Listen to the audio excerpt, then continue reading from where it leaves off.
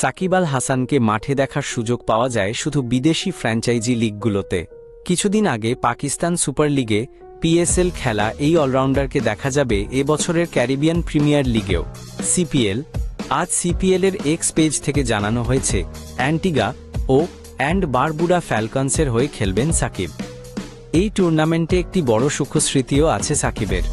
2013 সালে বারবাডোজ ট্রাইডেন্টসের হয়ে Trinidad and Tobago red স্টিলের বিপক্ষে 6 রানে 6 উইকেট নিয়েছিলেন। সেটি সাকিবের ক্যারিয়ারের তো বটেই, সিপিএলেও এখন পর্যন্ত সেরা বোলিং। সিপিএলে এখন পর্যন্ত 3টি দলের হয়ে 5 মৌসুম খেলেছেন সাকিব। 2013 ও 2019 সালে বারবাডোজ ট্রাইডেন্টস, 2016 ও 2017 সালে জ্যামাইকা তালাওয়াস এবং সর্বশেষ 2022 সালে গায়ানা আমাজন ওয়ারিয়ার্সের হয়ে খেলেছেন। 2 মৌসুম পর আবার সিপিএলে দেখা যাবে তাকে। সিপিএলে সব মিলিয়ে 36 ম্যাচ খেলে 2টি হাফ সেঞ্চুরি সহ 448 রান করেছেন সাকিব। বল হাতে ওভার প্রতি 6.82 গড়ে রান দিয়ে নিয়েছেন 37 উইকেট।